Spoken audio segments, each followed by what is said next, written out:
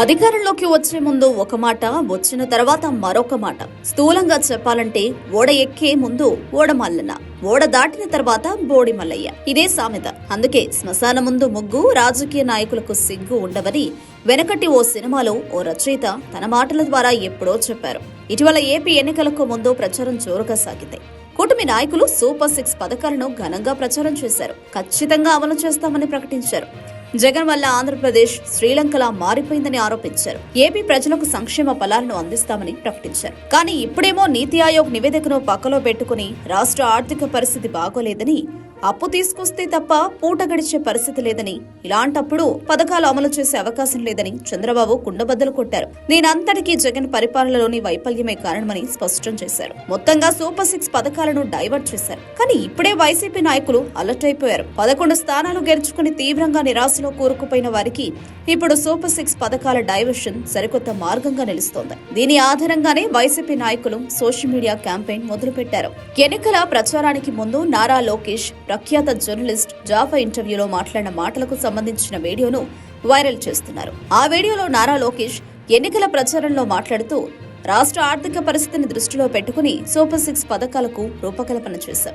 ఆదాయం ఎంత వస్తుంది, ఖర్చు ఎంత అవుతుంది, ఇవన్నీ లెక్కలు వేసుకున్న తర్వాతే సూపర్ 6 పథకాలు అమలు చేస్తామని ప్రజలకు చెప్పాం. దాని ఆధారంగానే ఎన్నికల ప్రచారం చేస్తున్నా. ఖచ్చితంగా మేము గెలుస్తున్నాం. ఒకవేళ రేపటి నాడు ఈ పథకాలు అమలు చేయకపోతే ప్రజలు నా కాలర్ పట్టుకుని గట్టిగా నిలదీయొచ్చని లోకేష్ వ్యాఖ్యానించారు. అయితే నాడు లోకేష్ మాట్లాడిన మాటలకు సంబంధించిన వీడియోను ఇప్పుడు నెటిజన్లు తెగ ప్రచారం చేస్తున్నారు.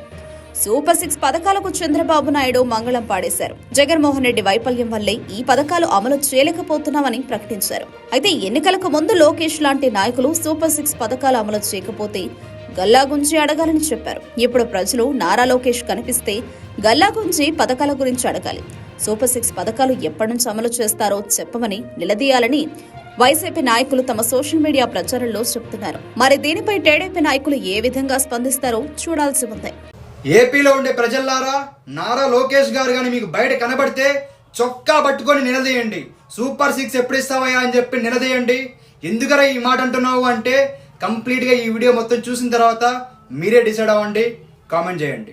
మీరు హామీలు ఇచ్చారు కదా, ఆ హామీలు మళ్ళా ఆర్థికంతో ముడిపడి ఉంది. ఇప్పుడు రాష్ట్ర ఆర్థిక పరిస్థితి ఏంటంటే అప్పు చేస్తే కానీ ఉద్యోగస్తులకు డబ్బులు ఇవ్వలేని, జీతాలు ఇవ్వలేని పరిస్థితి ఉన్నప్పుడు ఈ హామీలకు రేపు మీరు ఒక లీగల్ శాంటిటీ తీసుకురాగలుగుతారా? ఇచ్చిన ప్రతి హామీకి క్యాల్కులేషన్ చేస్తే ఎంత ఖర్చు అవుతుందో తెలుసుకున్న, ప్రాజెక్ట్ వ్యూ ఏంటి, ఎలా అమలు చేయాలో తెలుసుకున్న తర్వాత నేను హామీ ఇచ్చాను. ప్రజలు ఒకవేళ నేను చేయకపోతే ఇదే కాలర్ పట్టుకుని నిలదీసే హక్కు కూడా కల్పించాను. ఇప్పుడు మా కెమెరాల సాక్షిగా ఈ 31 హామీలకు రేపు జనసేన టీడీపీ సంయుక్తంగా రిలీజ్ చేసే ఒక మేనిఫెస్టోలో ఆ అంశాలు పొందుపరుస్తారా? నాకు ఇప్పుడు సూపర్ 6 మేనిఫెస్టో వెరీ క్లియర్. ఇది మా అష్యూరెన్స్. పూర్తి చేస్తానని నేను చెప్తున్నా. కెమెరాలు ఉన్నాయి, రికార్డ్ చేసుకోండి. ఇచ్చిన 31 హామీలు తప్పనిసరిగా మేము అమలు చేస్తాం.